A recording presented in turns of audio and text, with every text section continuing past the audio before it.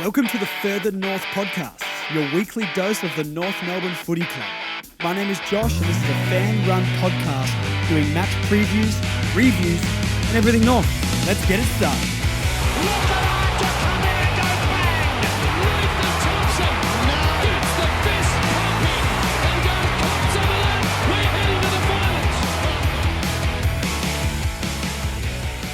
Marnie, I don't know how to start this. Welcome to therapy with Marnes and Josh. Yeah, this is not the Further North podcast.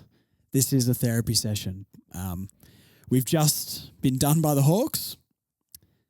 I'm sad. Are you sad? So sad. I'm sad. You don't laugh, you cry. So I'm just laughing. Laughing is a defense mechanism when you're upset. Yeah, that's me. I mean, I laughed the whole drive home, guys.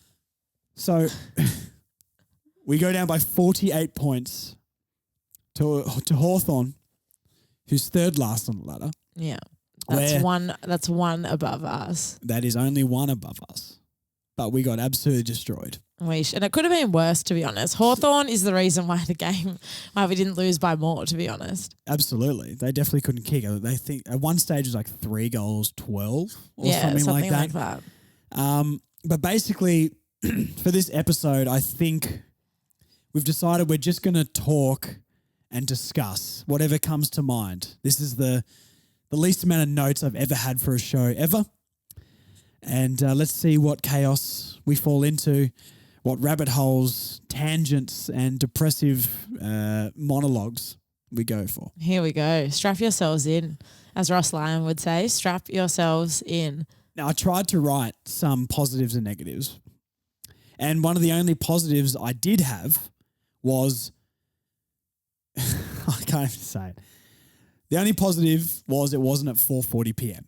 Oh, yeah. So we left the ground and it was still light outside. It's crazy. Dark in my soul, but light outside. It was actually quite a nice day today. Yes. Sun was shining this morning, so that was nice. It was very nice. And then on the inside, it's dark, gloomy, and sad.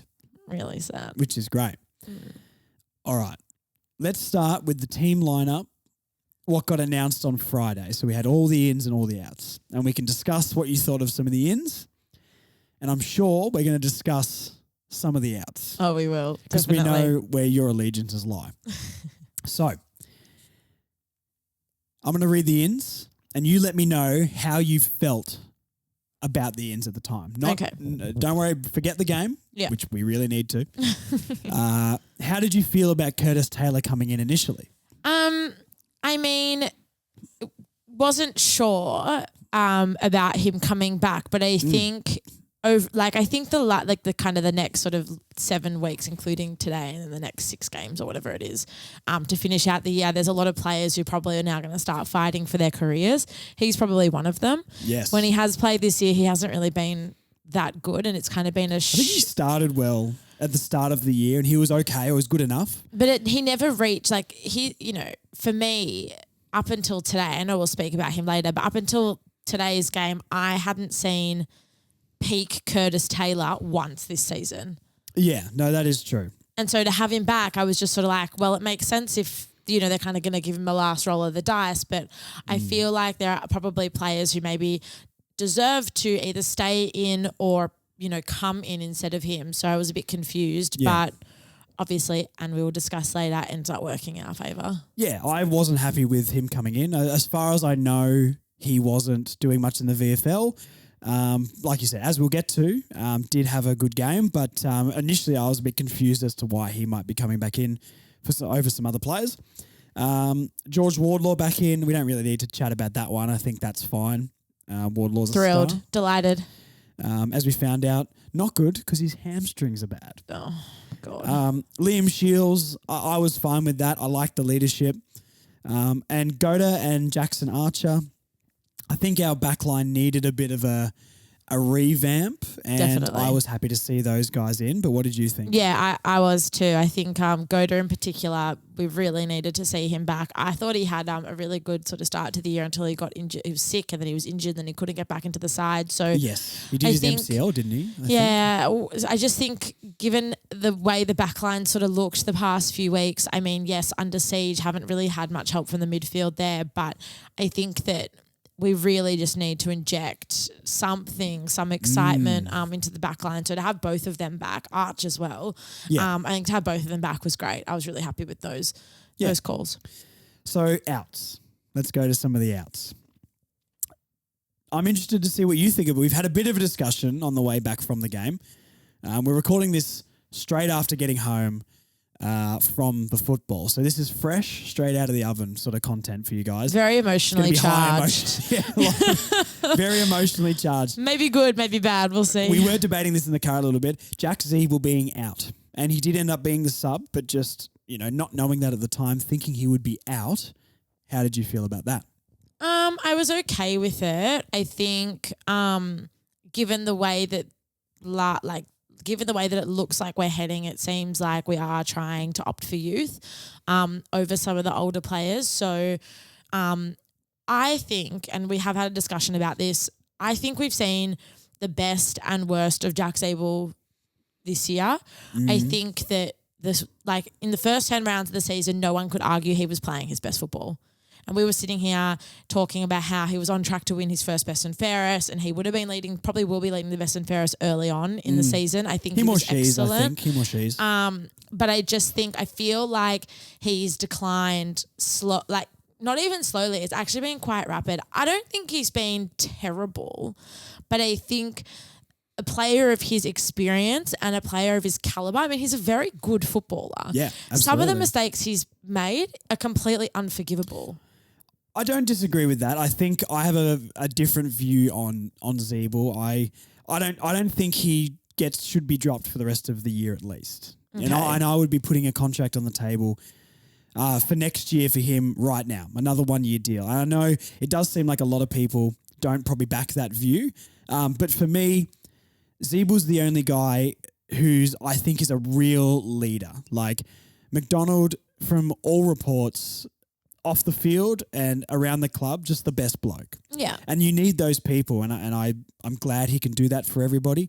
I think Simpkin has a lot of leadership tendencies, and I think he can grow into being a Zeeble-like leader, but I don't think his performances or his individual moments on the field have really been like what Zeeble can produce. Like, as an example, without getting into it too much before we get into the game, Zeeble got subbed on today when Wardlaw's hamstring was sore, and I just think he made such a massive impact. Like, every contest he goes 100%. He'll dive on the ball, put his head over it. Yeah, he kicks the ball out of bounds a few times, but other than that, he really leads our transition from defence and starts it.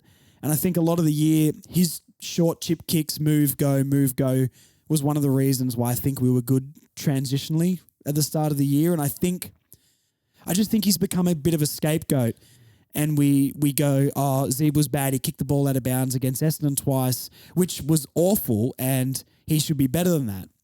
But it doesn't mean that you drop someone for that, because they might not do that next week. But I do understand where you're coming from. But I don't know. I just don't think there's, for me, 10 other guys under him that are always worse. I think for me and Zeebs, I think it just comes back to where he was at the start of the year and where he is now. Is he playing terrible football? No, not at all. But he's made some really costly mistakes. And I think that...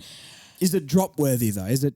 I would give him another contract, personally. Okay. If it's not to play every week, it's for depth at the very least. Because you look even today. How many injuries have come out of the back of today, right? I think we got 4 all up. Yeah. So and our backline, it could use that support. Yeah. But I think if this was Miller Bergman or Josh Goda making the mistakes that Zeeble was making, you would probably excuse it as, this is someone who's learning. This is someone who's just kind of exactly. Whereas this is a man who's played nearly 280 games, and these mistakes are inexcusable. And I think that. My issue with Zeebs is not the way he's playing now. It's where he was at the start of the year and how quickly he's declined. He's playing okay, but I don't think he's been spectacular. I think he's been serviceable, and I think it's enough to warrant another contract. But the mistakes are really bad. Yeah, and they're not mistakes that someone of his caliber should be making. No, I do agree with that. I think for me as well, the leadership side of things with his voice and his actions on the field, like youth would excuse kicking it out of bounds. I think his leadership and that sort of stuff he brings also excuses a couple of mistakes too.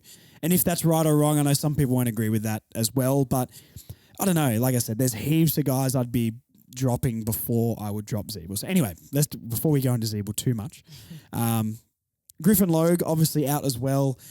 Awful for Griff. 12 months probably gone.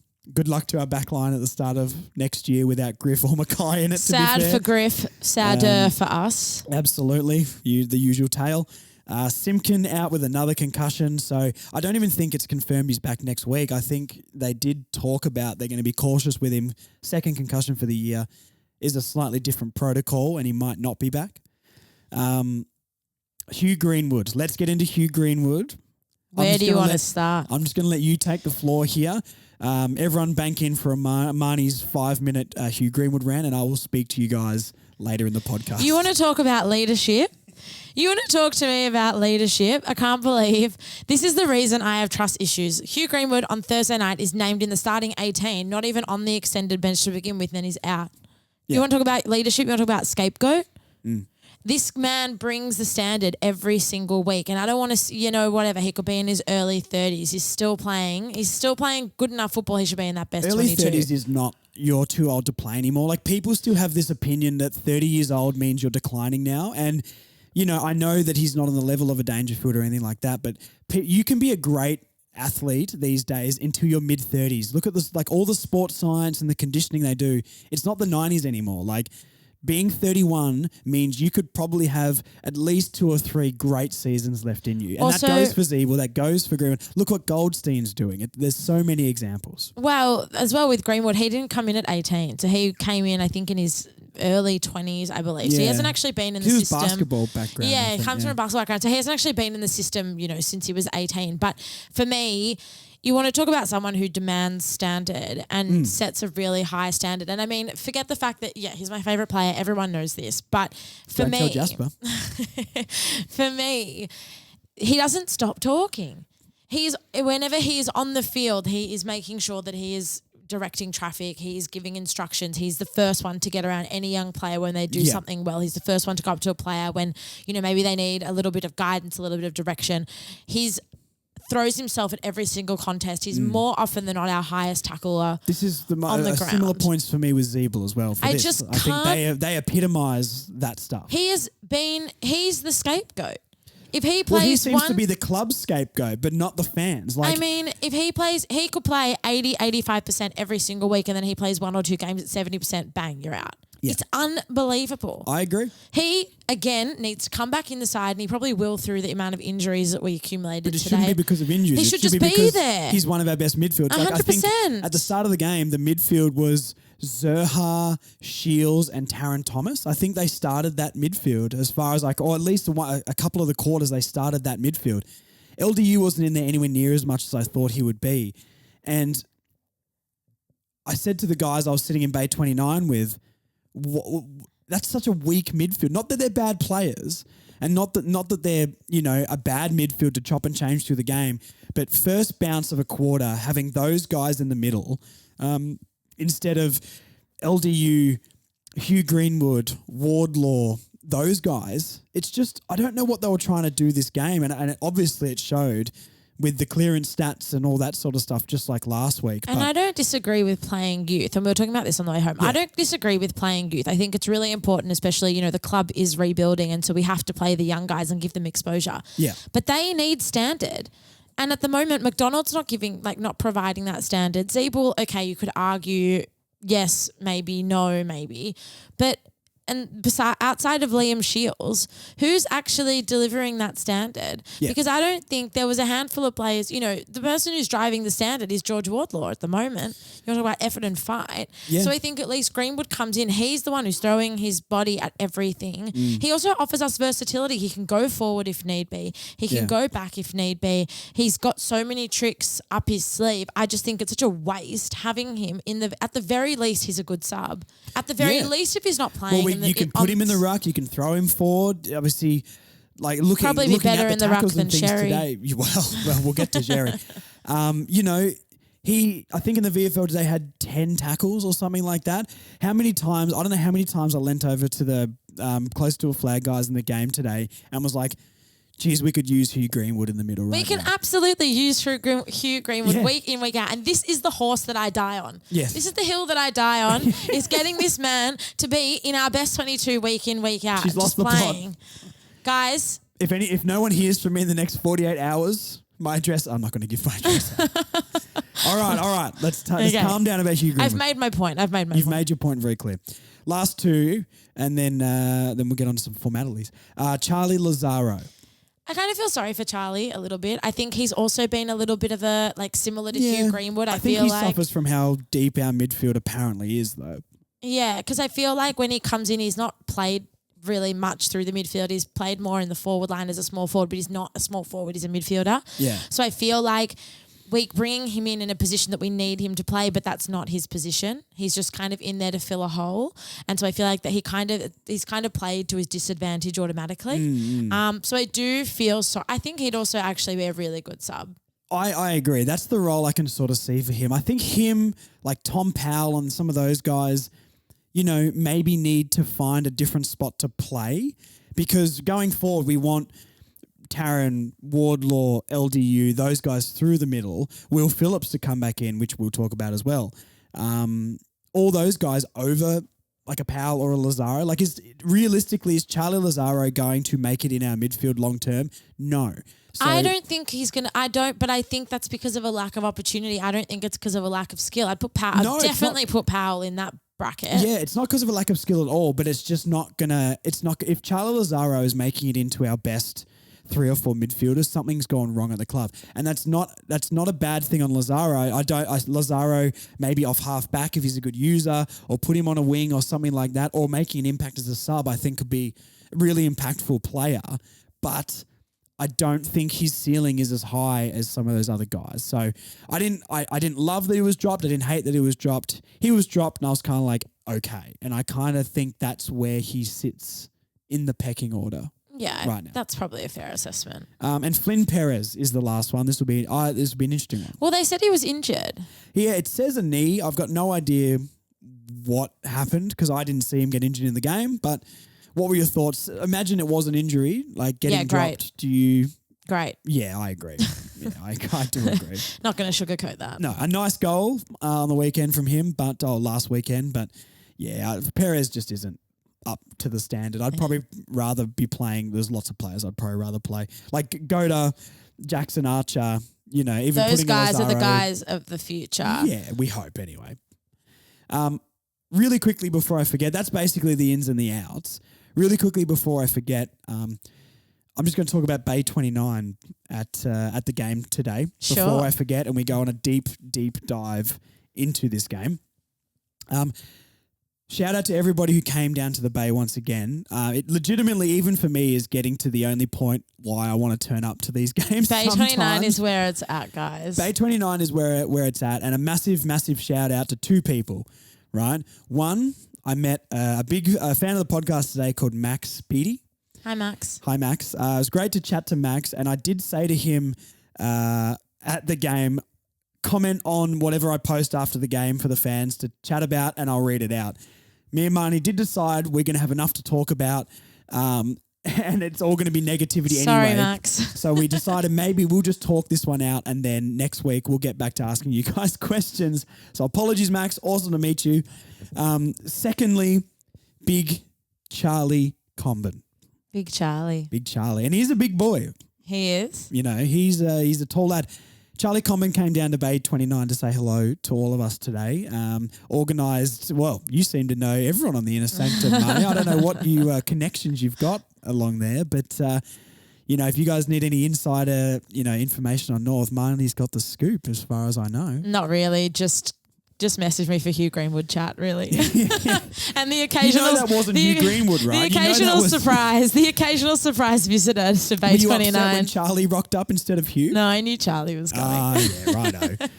Charlie COMBEN was awesome. He seems really down to earth. The way he spoke about the club was something that, was good to hear, especially, was it halftime he came down? Yeah, he came at halftime. And we were close. Weirdly, we were within a goal to Hawthorn at that time. It felt like we were about 6 goals down.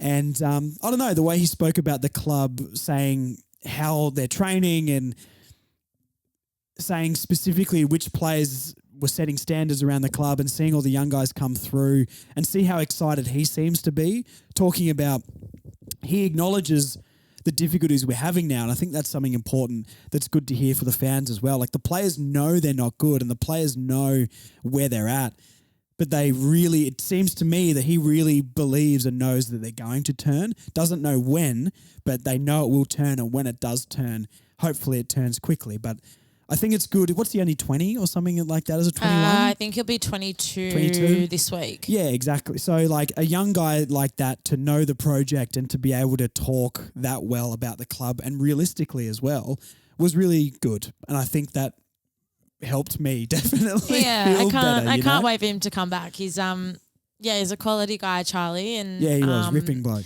Yeah, no, really happy that he came down to say hi. And he's definitely someone you want to have around the club and hopefully, next year back on the park and back out there. Yes, he did say he's probably only going to play VFL for the rest of the year and then back to AFL the year after, which with the position the club's at, I mean, who cares? We may as well put everyone on ice for the rest of the year. I think he knows his body really well, and I think that, he is so young and he has had so many injury problems up until this point. So for me, given where we're at for the rest of the year, it's just not worth rushing him back.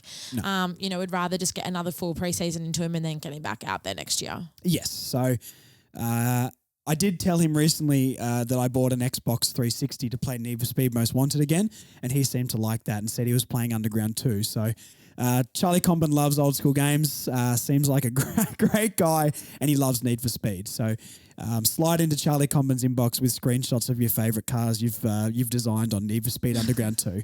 I think he'll love that. The more neons, the better. Charlie, if you don't want that, I apologise. I apologise.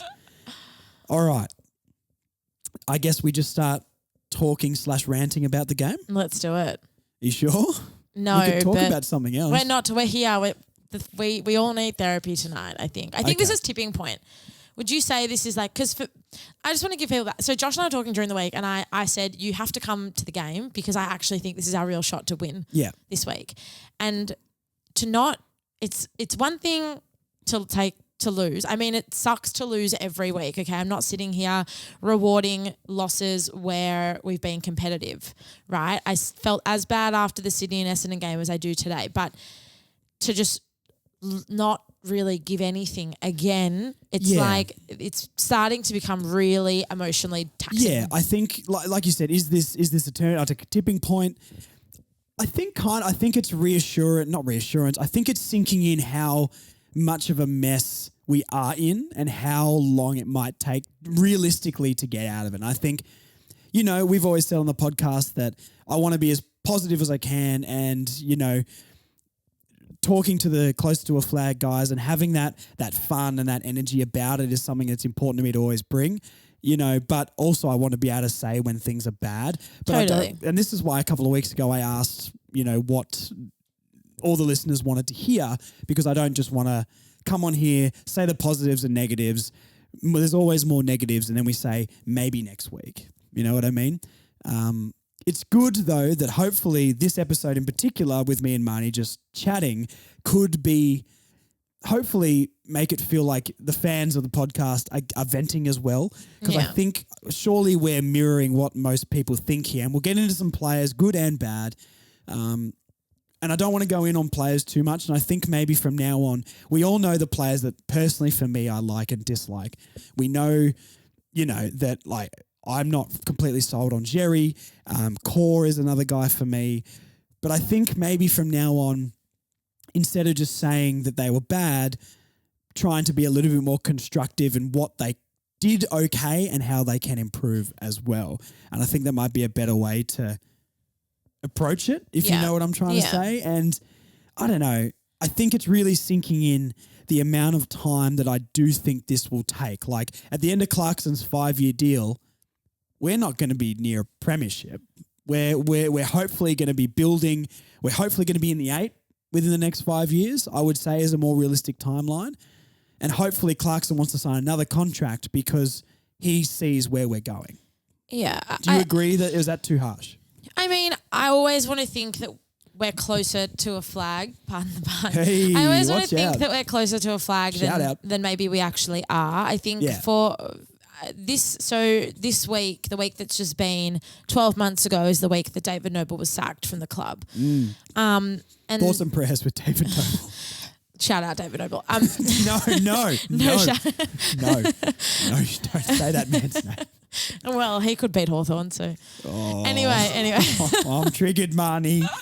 Don't do this to me. You're making me upset. If you don't laugh, you'll cry, guys. That's the theme of today's podcast.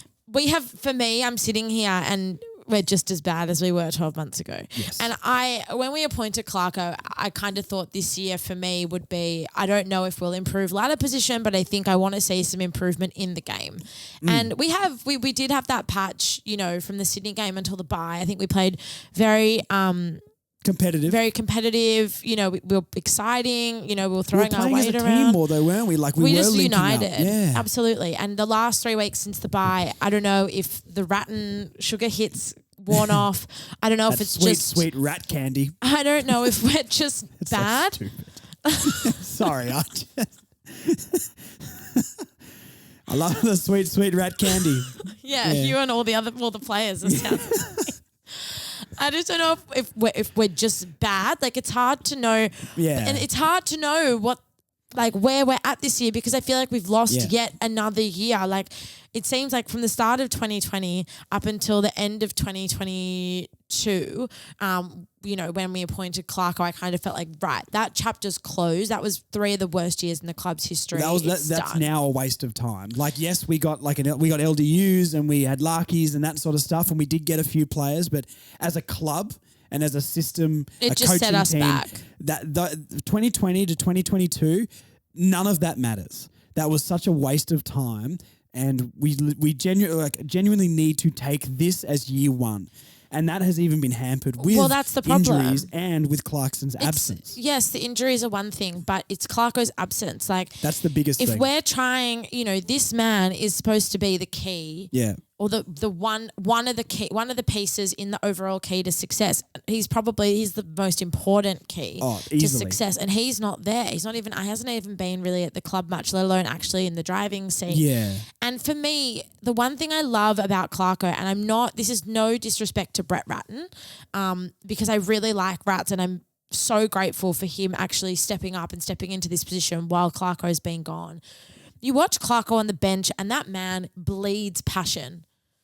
Yeah, well, I think that's a massive difference too. Like, how good was it seeing Clarkson on the boundary? And he's so, and Carolyn Wilson can have a go at Clarko for being, flapping around on the bench like an idiot and whatever. Oh, she's lost touch. It's passion. It's passion, and he reflects a lot of what you and I are sitting there and all the other North supporters who come week in, week out. This man believes in this club the same. Well, I mean, our beliefs being tested at the time, but you and I wouldn't keep supporting the club. We wouldn't keep going to games. We wouldn't keep buying memberships if we didn't believe. Yes. And this man is on the train with us. So to have that taken away from us, I feel like has been the biggest hit for us this year. And it's, like I said, it's no disrespect to Rats. I think he's done a really good job in a really difficult circumstance. I hope he hangs around. Is he next year? Is he contractor? I hope he stays with the club. He's meant to come on board in a part-time capacity. I really hope that he does continue to do so. I think that he's been, it's a really difficult thing that he's had to do. Yeah. And I wouldn't underestimate how challenging it's probably been for him as well, despite the fact that he has been a senior coach previously. The circumstances that he's come in on have been, really difficult. So, full credit to him and what he's been able to do, but you can never replicate what Clarko is to the club, what Clarko is to football, what he's going to be for the future of this club. And it's so hard to know where we're truly at without him being in full control. And you could argue that he hadn't been in control the whole time he was in the box seat because of everything that was going on, behind closed doors. I think that's the thing we need to hope and pray for is like a complete end to this whole Hawthorn investigation saga. Once again, Hawthorn beating us on and off the field. And I don't know, like Clarkson, like you said, was a fantastic bridge between the fans' disengagement and the team, and he definitely brought us all together. Moment of the season for me was Clarkson doing the holding the ball on the boundary line. Unbelievable. Like, that was just the greatest time, and we were riding high 2 from 2, which Little did we know we would not be winning a game since then. But yeah, I agree. We need Clarkson in a good headspace next year, because if he has more issues next year with this sort of stuff, and it's not him, it's not his fault. Not at all. I just don't know if the club's going to be able to move forward. And this is why it is up in the air. Like, we hope that it's all done through the off season, but look how much it's been carrying on, and it's going to affect our club the most out of every club in the league. As hard as it is to see the club and where they're at now, and obviously, like I said, it's really hard to see improvement over the last 12 months. What keeps me positive is how many people at that club believe in the direction that we're going in. And we had this conversation when we were talking about Ben Mackay, earlier in the year. Clarko believes in the club. He's come on board at the end of last year. Yeah. Zerha signed a contract extension not long after that, even though there was interest from Essendon. This year you've seen Sheasel and Wardlaw already commit an additional 2 years to Charlie the club. as well. You've seen Charlie COMBEN recently signed an extension. Larkey signed a big extension. Simpkin signed a big extension. These are big players. Yeah, especially the Larkey and the Simpkin one, and George and Harry. Well, for me, Simpkin, was it Simpkin, or I think it was Simpkin, or it might have been Larkey, one of the two of them. They approached the club and said, I don't want to have these whispers around me. I'm committed to the club and the direction they're going, so I want to sign on. Yeah. For me, as a supporter sitting here, now we've lost Jason Horne-Francis. We will probably lose Mackay at the end of the year, and we'll potentially lose Thomas the year after that. But in terms of the core playing group, and yes, I understand that Horne-Francis, we really thought we could build something around, and I know that Mackay is a really big key in our club, and I think that Taron Thomas, his talent and what he brings to the side is unrivaled. There's very few players that have the same talent that he does, but more players are on board than not. Yes. Clarko's on board. Viney's come over and on board. Ratton's on board because he wouldn't have come to the club if he wasn't.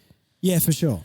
So there's plenty of players and there's plenty of personnel that really believe in the direction that we're going in. So as hard as it is now, and while I really struggle to see, right now, I'm not going to lie, I really struggle to see the improvement in the short-term future like I thought I probably would. I agree. However, that commitment to the club in the medium to long term from these players and from this personnel makes me believe that the future is bright and that we still are on the right track. And I'm definitely not saying that I don't think the future is bright, but I think it's further down the road than we're thinking. I think a lot of us thought maybe 2025 would be in the finals again, and I just think that sounds ridiculous now. And I don't think that's a negative thing to say. Like, if we're in the 8. By the time Clarkson's done his 5-year deal, I will be happy. And I think that's a more realistic expectation to set. Next year, do we really think we're going to win many more games? I don't. Like, we're not going to go out and sign anyone major. We might become more of a structured team. We might win 3 or 4 games next year, but I thought we'd do so much better this year, and we just haven't. We've barely looked better. The only thing that is positive from this season is the young guys look great. And the young guys are starting to be the best players every week, but it's something else clearly isn't there. And that's not going to come in one off season going into next season with hopefully Clarkson fully engaged and focused.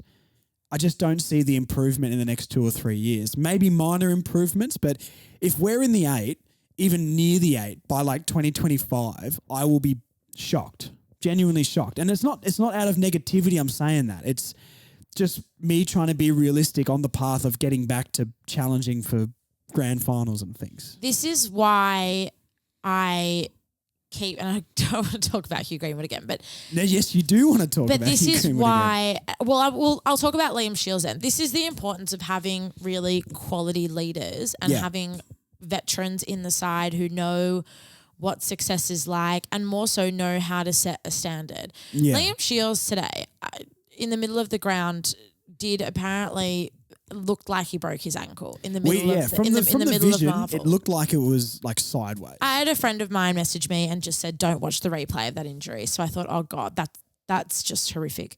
Within half an hour, he was back on the ground. Yep, and laid the most tackles for the game. That is just extraordinary. And that, look, obviously you're not going to bring him back if they don't think he can run out the game, but that mindset and that that resilience is something that we really need to build into this team. Yeah. And it's coming from Shields and it's coming from Greenwood and it came from Goldstein, and this is why I think Goldstein and needs Zeeble to be back in the side, and it comes from Zeeble and it's coming from Wardlaw and Sheasel. I agree. And Bailey Scott. Yep. But we're kind of missing. I think Larky does as well. I know maybe he drops out of games, but he is the full forward on a team that doesn't get many inside 50s. Well, I think it's just Larky the team that butchers the ball going inside 50, absolutely, which has been our biggest issue for years. Yeah, I think Larky, in all of these mid-tier players, Simpkin and Larky are the only two maybe for me that really set standards. I think Larky sets standards with his on-field performance more, but I think Simpkin is a very good speaker and a face of a club, but maybe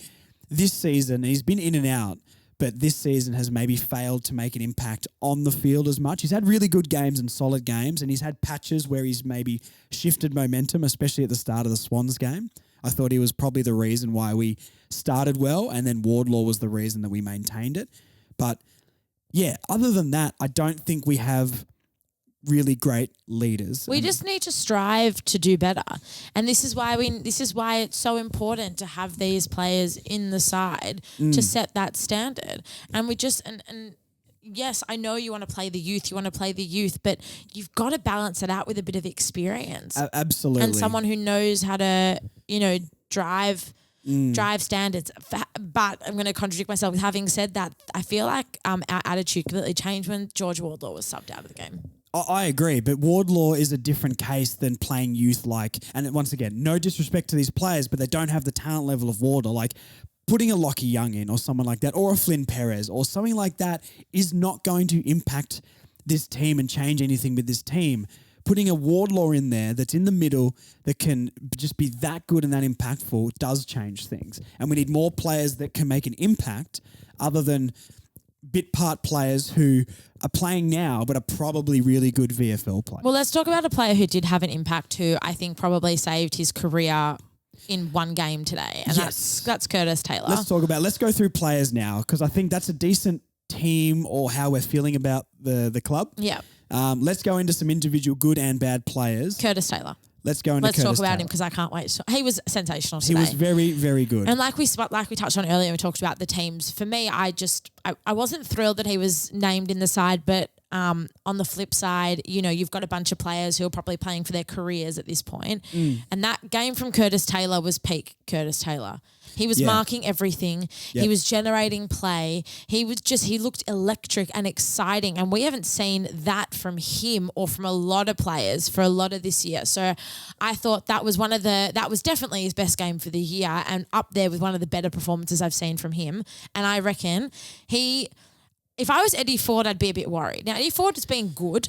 Eddie Ford's been good this year, and I'm not going to take that away from Eddie Ford. But Curtis Taylor's game on the wing today. Yeah, I think they would interchange though. I thought Eddie Ford was very good today as well, though. Didn't do as much as Curtis Taylor, but I don't think it's one or the other from those two. I don't think it has to be one or the other. No, I think maybe they could be, like, Bailey Scott is a great winger, but I think I was really happy with, and I've said this heaps on the podcast, with Eddie Ford being able to come in and just take Curtis Taylor's spot and say, I'm having this. Yeah. And he's one of the only players that I thought was maybe a VFL player that has come in and gone, nah, I'll take that and I'll be consistent. Curtis Taylor's demanding it back now. Curtis Taylor is, but that's what you want. That's what's going to... If Eddie Ford gets dropped next week, I'll spew. I'll genuinely spew. I think there's definitely room for both of them. And I think but that's what you want. Absolutely. You want Eddie Ford and Curtis Taylor. You want Eddie Ford to go, maybe I do need to do a little bit more because Curtis played really well. 100%. Yeah. That's what's going to drive performance. I'm just going to read out a few Curtis Taylor stats. Let's go. Here, because the fans want stats. Alrighty. 18 disposals, 13 kicks and 5 handballs, 9 marks, only 1 tackle, but he really operated on that wing sort of like to half back, it says he was a live wire. 83% disposal efficiency, which is really good. 4 contested possessions. Yeah, solid. Very, very solid. I thought he was really good today. 2 contested marks, it says here as well. What What else we really got here? Not much. Anyway, he was good. No, he was definitely he was the live wire. He was the attacker. He wasn't the defender today. And for me, I just think that he really gave us something. He gave us excitement. He gave us another dimension, which I feel like, he wasn't flat. He offered quite a bit. So for me, that was definitely the best game he's played all year, without a doubt. Yeah. And one of the better games I've seen him play. True. There was a couple of games. I think he kicked a couple against Freo at the start of the year, and I thought that game was decent from him. If you're in the forward line for North Melbourne and only get 6 touches but kick 2 goals, I think that's a pass mark. Yeah. But yeah, no, he was very, very good. Keeps his spot for next week. Ford is no chance of getting dropped, or should not be dropped at all. No, I don't think so. If they're even thinking about that. But it is North Melbourne, and Hugh Greenwood got dropped, so that means anyone can get dropped. Does that mean Larkey could be dropped? Probably. Oh, God. Knowing North Please tell me no. Let's talk about Bailey Scott. Oh, my God. That man choosing to come to North over Geelong I will just thank my lucky stars every day that happens. Yeah, and he kicks himself every day. Probably. 34 disposals, 23 kicks, 11 handballs, 8 marks, 5 tackles. Really operating around that wing area. 76% disposal efficiency. It says, 89% in the defensive half, though, which is really on the wing. It's very, very close where the hot spot is there. But another great Bailey Scott game. I think he's really backing up his year last year. Do you think he wins the best and fairest? No. Sheasel wins the best and fairest. Okay. I reckon Scott will take it. I reckon Scott didn't maybe start too hot. I think people were really down on him, and I staunchly defended Bailey Scott in the first few rounds of the year. Go back and listen to the podcast, guys, if you don't believe me. I don't think so. I think Sheasel would be merely because of how good he was at the start. Yeah. I think Bailey Scott's maybe had a better second half so far, but Sheasel once again today was brilliant as well, which we'll talk about in a second. Today. But no, I don't. I think he's close, and I think he'll end up top 3. I think Bailey Scott's his possession and his disposal, his drive to drive us forward, and his run and carry on that wing is just unrivaled. Anyone from Bailey Scott, you were going to get 100% effort, and his work rate is on another level. Absolutely, he runs all day. Absolutely, and that you want to talk about setting standards. That's someone who's setting standards around the club. I'm going to give a shout out to a little player, and we're not going to talk about this because he didn't really make a massive impact on the game. Jaden Stevenson, I just want to give a massive shout out to him. The work rate he has in that forward line for not getting much of the ball and not being down there, the amount of times he pushes down to the halfback line to get the ball, he chases, he will tackle. He might not be the biggest and might not be able to stick all the tackles, but just from a sheer effort point, I think he's one of the best at the club effort-wise this season. He's been our most improved player, I think, this year. For sure. I think he's been great. But yeah, just a little quick Jaden Stevenson shout out. Didn't have an amazing game today, but always this season has put in 100% every game, and he is one of the ones that will chase, will run, unlike a lot of others, unfortunately. Harry Sheasel. Talk to me about Harry the Cheesel. What a superstar. He is a superstar, isn't he? Tears it up in the back line, gets thrown into the midfield, tears it up in the midfield as well. Yep. Just like we've said many times before on this podcast, the only thing wrong with him is only one. That is true. 30 disposals, 6 marks, 3 tackles. Did a lot. I mean, the whole team was in the defensive half a lot this game, but, sort of killing it off half back again. 73% disposal efficiency. He's very, very good. High on the pressure acts as well. This game was at 524 metres gained. I think he was the main reason that we were even able to get it out of our back line. Yeah, and his vision, even when he was playing in the midfield and he's kicking into our forward 50, just such a pure ball user. Yeah. And just so clean, really composed under pressure. It's one of those things now, and, we obviously you said Sheasel will win the best and fairest. I think we actually just come to expect this from him now week in, week out. Like, we're so spoiled that we can actually look at him and be like, we expect 30 touches every week and he delivers every single time. Yeah, I'm not saying Harry Sheasel is the LeBron James of the AFL, but it is very similar that if LeBron James has like 20 points and 7 rebounds and 3 assists, people start to be like, oh, how poor was LeBron? But if another player does that, they go, that was amazing. And I think, he's just got a standard now that 30 touches, if it's under 30, Sheez has had a bad game. But they're the sort of players we need. 100%. All right, I'm just going to pick some players randomly from the team. I'm not going to go through everybody, but I'm going to go through all players and we're just going to discuss them. Okay. All right, not all players. Why did I say all players? We're going to go through random ones that I think we should talk about. Here we go, guys. Aiden Core. What did you think of his game? Okay, we had a big discussion about this on the way home, but I actually really valued what you said about Aiden Core. I thought Aiden Core... Please repeat for the podcast listeners. You're going to repeat it. I'm just going to tell you what I think. I thought Aiden Core was good today. Yeah. It worries me overall that he could be our number 1 defender in round 1 next year with Logue sidelined and Mackay at another club. Yeah. But I thought he was good today. I thought he maybe stuffed up a couple of things, 1 or 2 things, but I thought overall his game was quite good. Yeah. I'll read out some stats. 27 disposals, which is way more than I thought. 18 kicks, 9 handballs, 6 marks, 3 tackles. 89% disposal efficiency. And I'm just going to contested possessions 9. I'm going to try and find his contested marks. 2 contested marks. Not very many pressure acts, very low on the pressure act scale. Aiden Core's an interesting one. Obviously, I've had my gripes with Aiden Core, I think probably the most out of any player on this podcast. And I will say Aiden Core played decent enough today.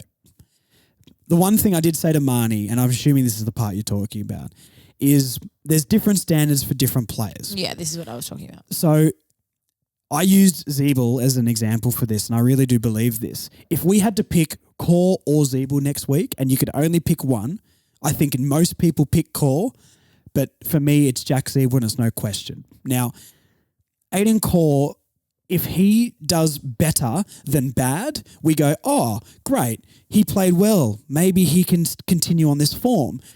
But that's not the stand. That's a low standard to set for a club. But if Zeeble kicks it out of bounds twice, but has 30 touches and 11 intercept marks, we'll go, oh, Zeeble's getting old. He's kicking it out of bounds. He sucks. That's what we do every single week. We've done that so many times, and I just don't understand. It's a different standard for Aiden Core to a Jack Zeeble. Jack Zeeble started well, and he's not doing as good, so we think bad. And Aiden Core has been pretty bad all year, has had a couple of decent games, and we go, oh, Core good. And I just don't think that's a healthy standard to set around the club. I think Jack Zeeble made a massive impact on the game today when he came on, like I've talked about already. But tell me what you think about what I said there and if that all makes sense. It does make sense. What frustrates me about Aiden Core, and my biggest gripe with him has always been that he's lazy as sin. Yeah. He is so lazy. He's quite a talented player. He's got good disposal. I said this at the start. He can kick straight. He can handball all right, but he'll just have these clangers. Like there was the one where it got sent into the forward line by the Hawks, and he was the only one there, and he just had to take a basic chest mark. Yes, it was high. Yes, the ball was long, and I leant over and said to myself, he's going to drop this. And it bounced straight off his chest, and we were under pressure. And they're the things that we can't afford from him. Yes, his stat line looks great, and I do think he had one of his better games, arguably maybe his best game for the season. And I'm happy. I want Aiden Core to be good. I want everyone who plays for the team to be good. But crucial times, he'll make crucial mistakes. And I get that that's what Zeeble can do as well. And I'm not contradicting myself there. I understand that's what Zeeble does. But Zeeble has set a higher standard for himself. And if he plays under that, doesn't mean Aiden Core playing above his low standard is better. Yeah, and I think it's a really interesting point that you make, and I don't disagree. For me, I just want Aiden Core to put in 20 to 30% more effort every single week because we know what he's capable of. I mean, last year he played one of the best shutdown games on Buddy Franklin. That's a really hard thing to do. Buddy Franklin's a superstar of the game no matter what age, and he's very rarely not dangerous or in bad form. Yeah. And we know that Aiden Core can defend. But it's when Aiden Core feels like it. And today he felt like it, and he had a really good game. And I don't know, I thought he was our best defender today. Yeah, our best tall defender? Yeah. Yeah. Yes. I think he was definitely. I think he was better than Mackay today, yeah. Yeah, so for me, I just want him to want to play well, and I want him to I want him to be more aggressive. Like, I want to see him go in a pack and take a mark. I want to see him crash a pack and punch that thing far away and have confidence. Like, the only reason he dropped that mark was because he wasn't confident. That's routine for an AFL player. He's definitely capable. He is capable. So that's what's frustrating. So I do really, really think your point's interesting, and I don't disagree with it at all. All right. That's enough core chat because I'll get heated.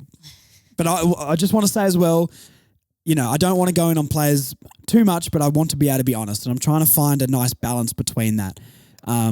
When I met Charlie COMBEN today, he asked if I was one of the admins for the Closer to a Flag guys. I said no, but I do a North podcast, and he goes, "Oh, Further North," and I couldn't believe that he knew the name of it. So clearly, people know. Right? People know. People are listening. People, you've heard the word. No, I'm not. I got to be humble. I'm not that arrogant. But, you know, I don't want a player to listen and see me, you know, say bad things about them, but I don't want to sugarcoat things on the podcast for anyone either. So I'm just trying to find a nice balance between that. If any player ever listens, I want everyone to be all. If I could choose, the North Melbourne team would be the entire All-Australian team, but it's not reality. So it's not. Because we have bad players. Anyway, Callum Coleman Jones, one of my guys, he has been woeful. He's gone so off the boil. I can't defend CCJ any more than I have. I want him to be great, and what he did when he came into this team against Sydney, the Pies, the Bomber, and for that run where we were good, he was fantastic. He's just completely fallen away. Him being in form is one of the it's really beneficial, really impactful when he's on. But Absolutely. We are really lacking when he's off. Because we need what he bring so much. Well, the thing that he brought is that he took a lot of, alleviated a lot of pressure off Larky because he has the ability to push up the ground. He was presenting, he was creating an option, a reliable option. He was marking just about everything that came his way. Absolutely. He contributed, he kicked a few goals. It's all just fallen by the wayside. As an example today, some stats. Only 5 disposals, 2 marks, 20% disposal efficiency. 20. God. That is wild. What I'm going to try and find here, did he take a contested mark? No contested marks. So that's one effective disposal. Exactly. So I don't know. I want him to be great. He's one of my guys, and I'm gonna back him. But I think it's time to go back to the VFL and get some more reps. But who we comes bring in, I have no idea. No idea. There is nobody at VFL level that I would be bringing in for him. Honestly, if I had to pick, I'd be giving Jerry and Goldstein a go. We're going to talk about Jerry next. Spoiler alert, he should go back to the VFL. That guy spends more time on the floor he does. Than he actually does on his feet. Let's finish Coleman Jones first. We don't have Charlie COMBEN there to be that other forward. And this is the worrying thing. Like we just lack depth in our key position players. You talk about, I just said Aiden Core could be our number one defender at the start of next year. Mackay won't be there. Logue's going to be gone. COMBEN's injured. Coleman Jones isn't in form. It's going to be Larky and Zerha probably in the forward line again. And down back, it's going to be Core and Mackay until the end of the year when Mackay goes. And what we're going to do, like we do every year, is we're going to be like, we got pick number 5 or something for Ben Mackay. And we've got pick number 2 or maybe 1, to be honest. And we're probably going to draft midfielders. And we've got so many mids. North having pick number 2, honestly, I would never say no to Harley Reid. But if we don't get Harley Reid and we draft a key position player instead, I actually think that's better for the club. 100% it's better for the club. We've got access, I can't remember the player's name, but we will have pre-draft access to a next-gen midfielder already. I heard about a young guy from Tassie. Shout out to the Tassie lads. So I don't remember his name though, I apologise. No, me either, I'm so sorry. But if he comes in and then we've got pick 1 and we take Harley Reid, I mean... But you see guys like Will Phillips is in the VFL, Tom Powell's in the VFL. These guys can't get a game on top of that. Like, what are you going to do? Harley Reid, this Tassie bloke, LDU, then what? Wardlaw, it doesn't get into his spot. Simpkin doesn't. You know, I've liked bits of Taryn in the midfield. Will Phillips isn't going to get in that. Like, it just creates too much of a logjam. I'm sick of drafting just on talent because the AFL don't trade. In the NBA, you draft on talent and you can always make trades with clubs, but it doesn't happen in the AFL. We need big key position defenders, rucks. We need a ruck so bad and another forward. What if? Oh, no, don't look at me like that. Okay, hear me out. Oh, God. Strap in, guys. Coleman Jones. Key defender. This is not going to happen, right? This is just a hypothetical. I think Coleman Jones plays the rest of the year. I don't disagree with that. I think, look, it was probably harsh saying go back to the VF. Or not, no, you know what? No, it's not harsh on his form. But I think he's one of the guys that can make a massive impact and probably needs to play out the rest of the year to see what he can do. But if he goes back to the VFL, what if Hugh Greenwood comes in as a second tall? Marnie. He kicked 2 goals against the Bulldogs. He was on track for an All-Australian forward. I would have Hugh Greenwood in this side regardless of having to drop Coleman Jones. You don't have to convince me to get Hugh Greenwood in this side. I know, but that would work. I agree. I am Hugh Greenwood's PR team for anyone wondering at home. Yes, she's contracted. The ruckman's dead. And this is real. The ruckman is dead. A big, lumbering tap ruckman is dead. I would rather have an athletic guy who can just hit the ball towards our players, and once it hit the ground, like a Mark Blitzarves is just like exactly what I want in a ruckman. And do you know what I want? I want Todd Goldstein. I want a 22-year-old Todd Goldstein to be coming through to replace Todd Goldstein. We need him back so badly. I don't care what anyone says, and the sad reality is he won't play another game for North Melbourne.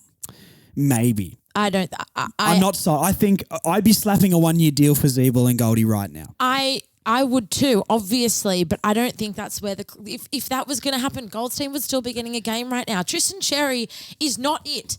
How many times have you and I talked about Tristan Xerri not being it? I'm so sorry for anyone who's on the Tristan Xerri bandwagon at home. I said I wasn't going to judge him on the back of one good VFL game a few weeks ago. And I said I wasn't going to judge him on the back of one last week ordinary game in the side.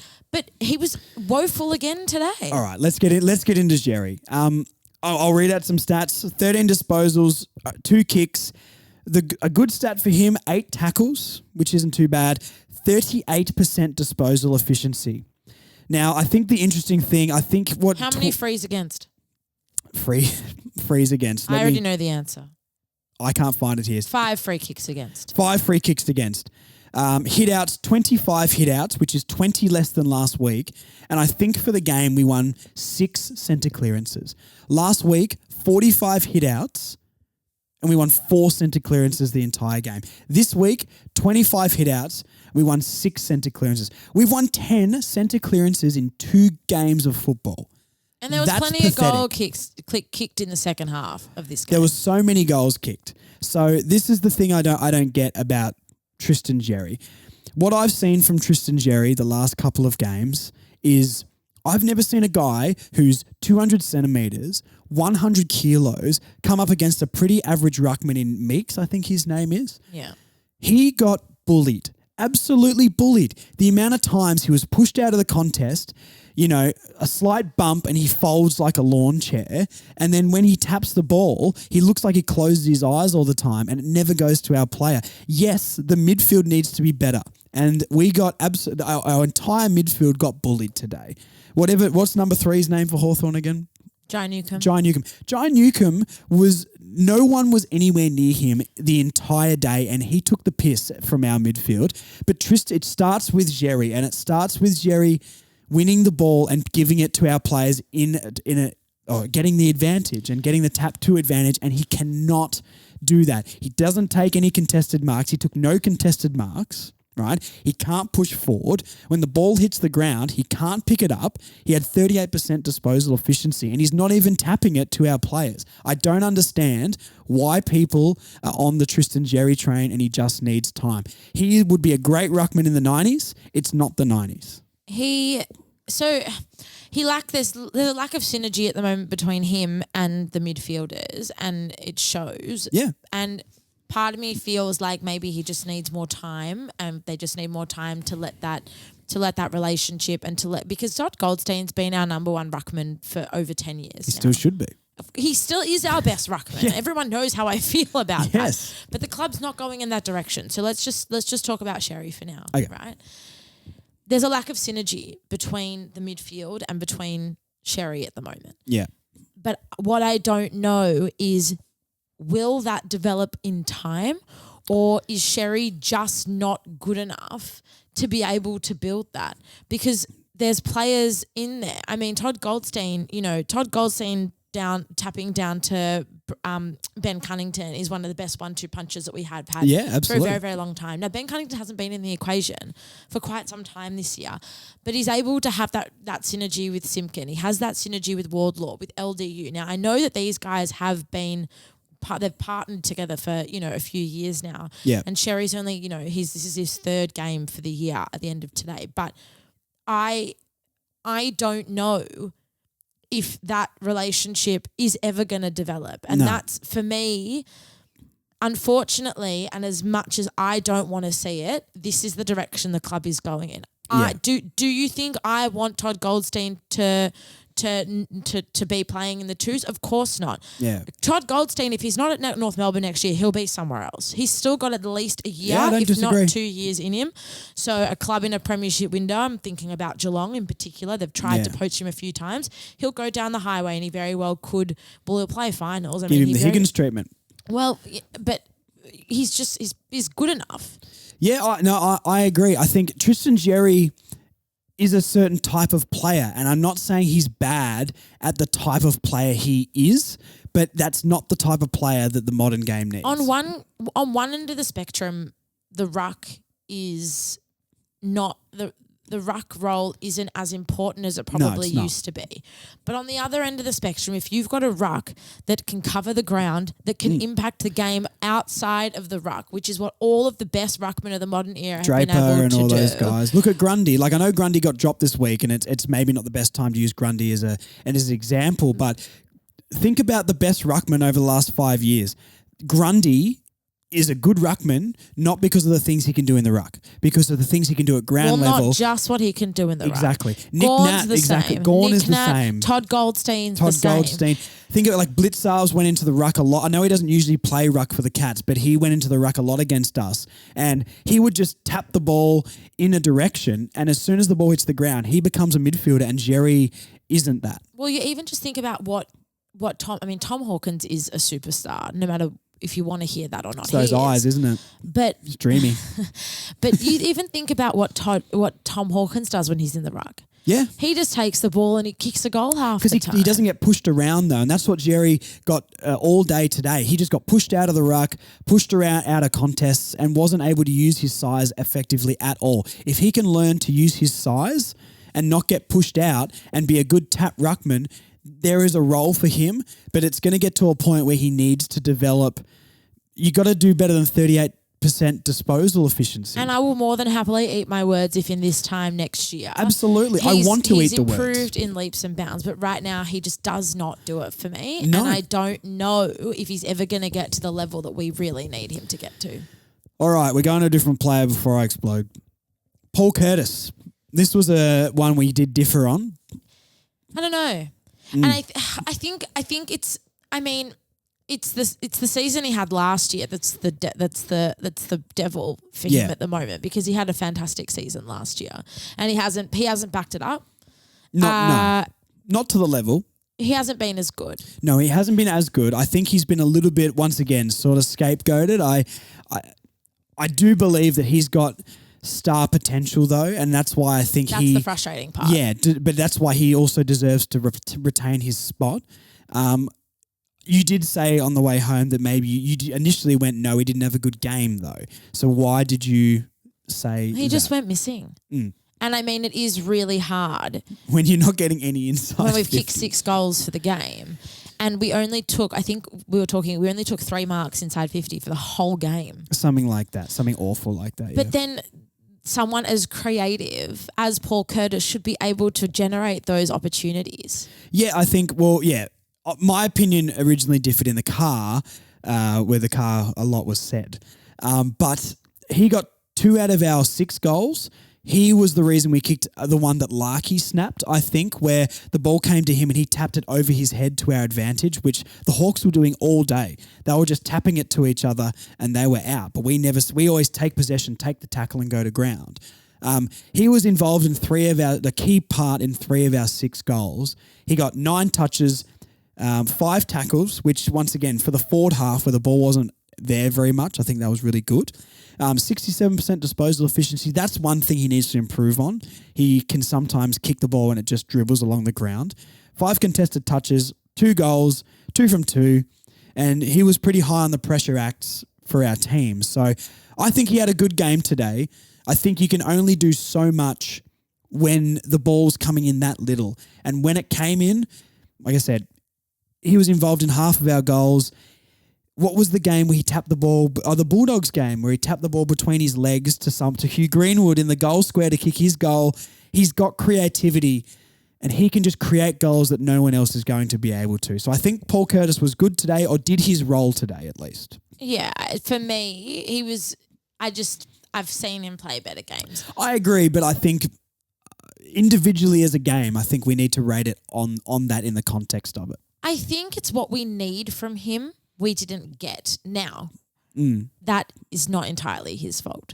No, it's the lack of entries into the forward 50. It's the lack of quality entries into the forward 50. So I could probably sit here and say, okay, maybe he didn't play a great game today, but that wasn't his fault. It was not from lack of trying. Yes, well, yeah. I rate Paul Curtis's game today. I think it was good, but I do think that will be a contentious one from the listeners. One of the last ones we'll do, Luke Davies-Uniacke. Quiet achiever today. I didn't feel like he had the impact, the giant impact that he usually does on the game, but he had a really great rap sheet. Yes, I think that's quiet achiever is actually the perfect way to describe this. 26 disposals, 16 kicks, 10 handballs, 10 marks, 9 tackles and a goal. 85% disposal efficiency, which is fantastic for having 26 touches. The only problem for him today was he just couldn't win the ball out of the middle. Is that because Tristan Xerri's the ruckman though? Probably, because we barely won any centre clearances, and we've won, like I said, 10 centre clearances in 2 weeks, and who's been the ruckman then? But I don't know. I think, quiet achiever is perfect. Good game, solid game. He was the one moving the ball around the field and trying to progress it. But just my only gripe on his game today would be that he did not do it out of the middle. But it is hard when your ruckman is dishing up nothing to you. It's also really hard when, for me, the best Hawthorn's 3 best players were Newcombe, Warple and Impey. They were just bursting out of the centre at every opportunity. Newcombe, as we touched on earlier, didn't look like he had a direct opponent all day. He basically had that ball on a string. Yeah. I think the 3 of them were so powerful and so impactful, they probably overshadowed what our midfield was doing. Now, we weren't doing as much as them, obviously. But I think that maybe the 3 of them overshadowed LDU's game a little bit as well. Yeah. Now, obviously, you pay more attention to your own side, but it's really hard to not pay attention to those 3 players for me today from Hawthorn. Yeah. And so maybe that's where my view of LDU being the quiet achiever today maybe comes into it as well. That's fair. All right, we're going to do a couple more, but we're going to do rapid fire. Okay. So just 1-sentence answers for how these guys' games were. Jackson Archer. Good return. Injured as well, so I don't know the extent of that. I guess we'll find that out. I thought he was good. But I thought he was good. Physical. He was good at bodying his opponent under the ball and not letting them mark it today. Always puts his head over the contest, so I really hope he's okay for next week and holds his spot. Goda. I also thought good return, but you disagree with me. Yeah, I don't think it was bad, but I guess I didn't see him making a massive impact on the game. Looking at his stats here, 20 disposals, 9 marks. Yeah, maybe he was better than I gave him credit for. I think in that last quarter he pushed up through the midfield a little bit, and I actually think he played really well. Yeah, I think he holds his spot, but maybe wanted to see him running off half back a little bit more and maybe trying to drive us forward a touch. I think he was involved in the play, but maybe wanted him to stand out a little bit more. Luke McDonald. Going to need more than a sentence for this. No, I don't know.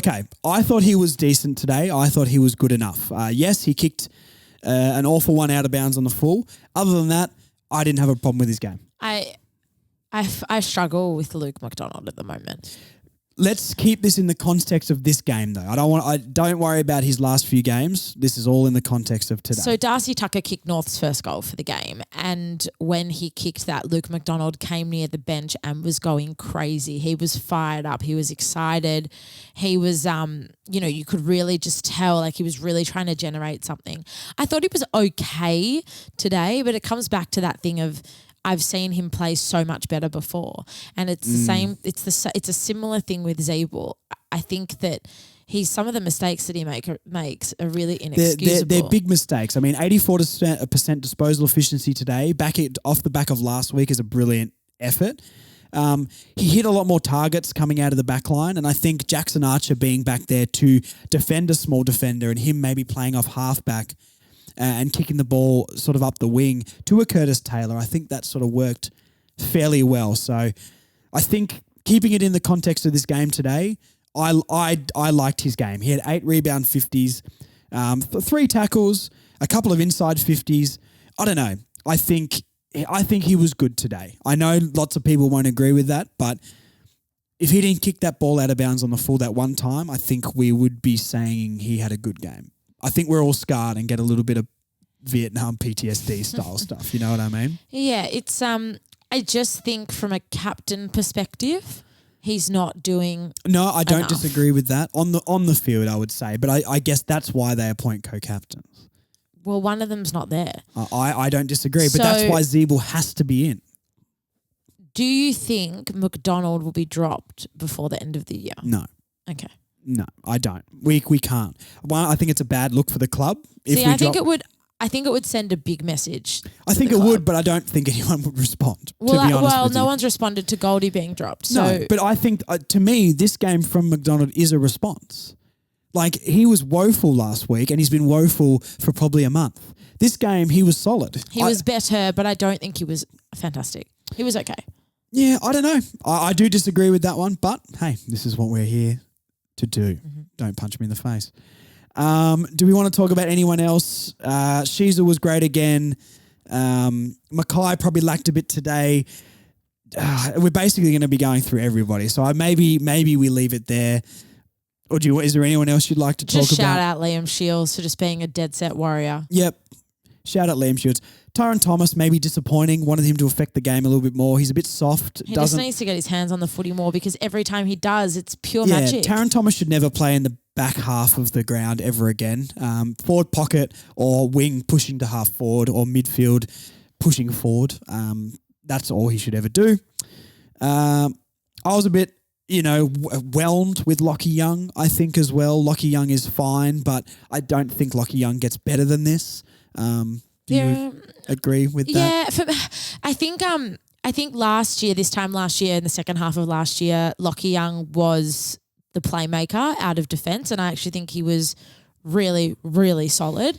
I think I'd probably rather a Goda or a Bergman, though, long term. I think unless we're going to get that form that we had from Lockie Young last year, I don't know if it's worth persisting with. Maybe give him the rest of the year and see where that goes. I think he's out of contract at the end of the year. I think he might be, yeah. So I think, and we said this at the start of the show, is a lot of players that are coming into the side now are probably playing for their careers. Yeah. The other quiet achiever I want to talk about is Darcy Tucker. I think he's actually had a very good year.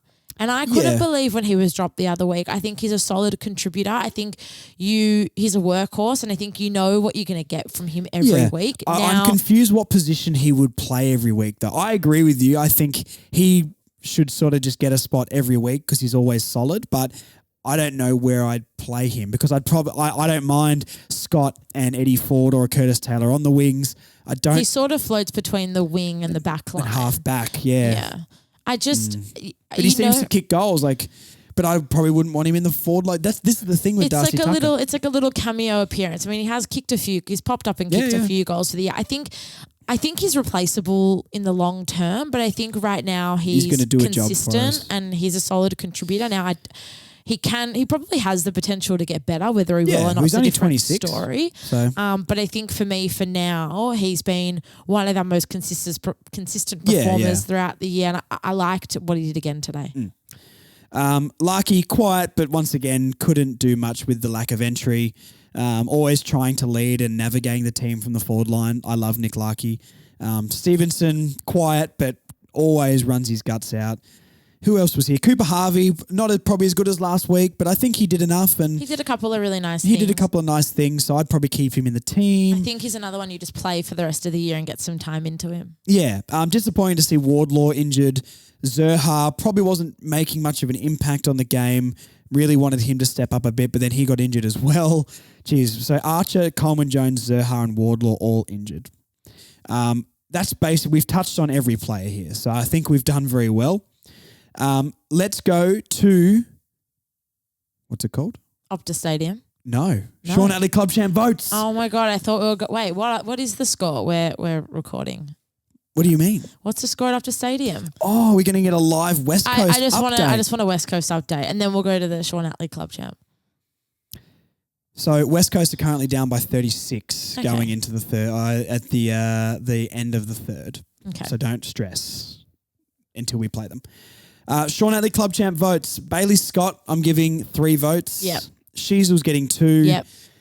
Contentious with the last one. I think LDU gets 1. Efficient disposal and was everywhere on the ground. I kind of don't blame him for not getting clearances because of our ruck situation. Shields probably was another shout. Curtis Taylor, I think, was another shout. Probably stiff. But I think LDU was more consistent through the game. So I've gone Scott, Shields, LDU. Yep. That puts Bailey Scott on 9 votes. LDU is now on 11. Shields was on 22 and Larky's on 15. So getting close up there at the top. Yeah, it's going to be hard to catch now. She's Louise. I did a little segment in the preview podcast by a listener who recommended Under the Microscope, and I like that idea. So Under the Microscope was Paul Curtis and Callum Coleman-Jones. Just a recap of their games after I said they need to step up. Coleman-Jones, bad. Paul Curtis, good. That's what I would say. Yeah. Going in from your point of view, Marnie, going into next week, even though I know you won't be on the preview pod, who is under the microscope for you going into next week? Taron Thomas. Good call. And Aiden Core. Okay, I like it. Taron Thomas needs to be better and he needs a bigger game. And can Aiden Core back up his decent... Very good game today. He was his good. Okay game. He was good today. Give him a good. No, I'm not going to do that. Good calls. All right. What else have we really got here? A round recap. Let's look at all the other games and just see what happened through the week. Some crazy things happened. Swans, Bulldogs. Swans by 2 points in Sydney. That was probably game of the round. Oh, no way, because Brisbane and Melbourne. I forgot about that game. How could you forget about that game? What good games we've had this round. We've had it's been the way the end of the season shaping up to be a cracker. Yeah, sucks us we're not involved in it at all and we have no say on any of it. Maybe that's like it's a less stressful thing though. I don't watch other games as much when North are bad though. Like at the start of the season when we won those 2, I was watching everything football related. I actually don't watch a lot of football outside of North. I'm a North fan more than I am an AFL. Yeah, North nut job more than I am an AFL fan. I keep up to date with the other clubs and the other games. I'll invest more in finals and that sort of stuff. Or if there's a big Friday night game, I'll watch. But if it's not close, I'll turn it off at halftime. All right, let's talk about D's and Lions then. What an unreal game. Melksham, 30 seconds to go, kicking a goal to put them 1 point up and they get the win. Can I just say the most annoying thing about watching, and this is why I hate watching football on TV. Okay. The Channel 7 commentary team were riding Melbourne so hard to the finish.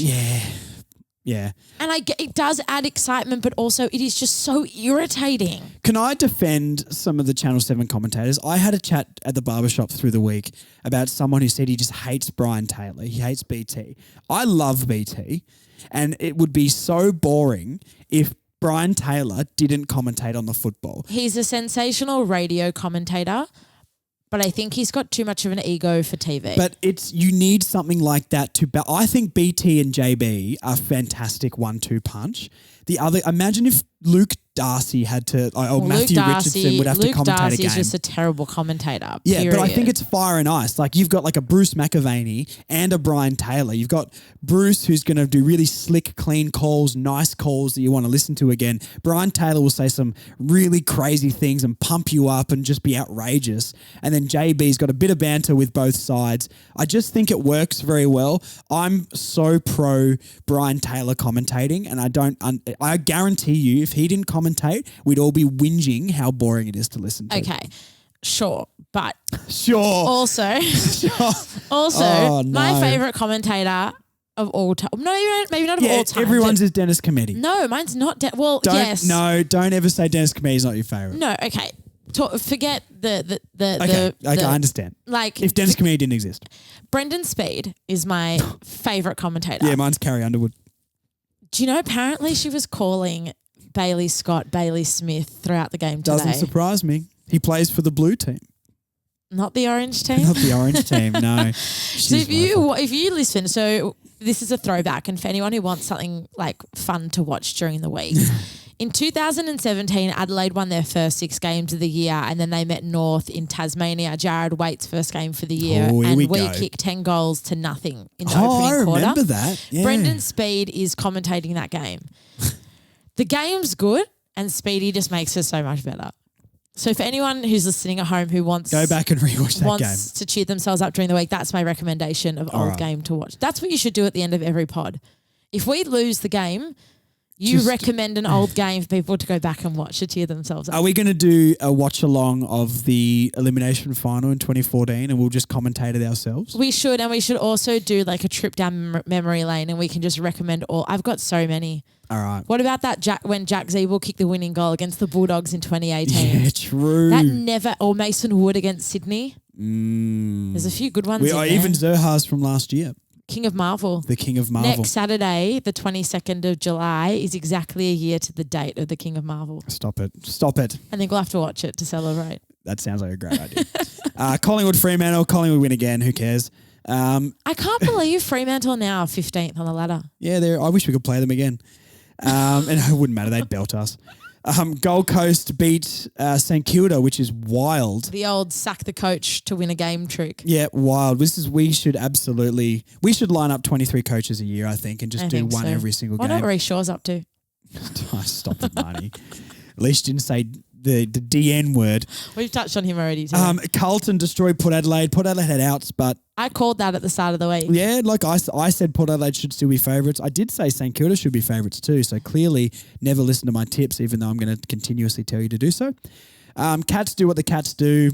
Once again, every Cats fan's like, oh, we're not that good. We might not make the finals. And everyone else is just They're now fifth. You're a bunch of idiots. You're going to make the finals and probably the grand final. So I love Geelong. Talking. We've spoken about we've touched on this before. I can't stand the Cats. The Cats supporters are the most infuriating because it's the subtle arrogance they've got.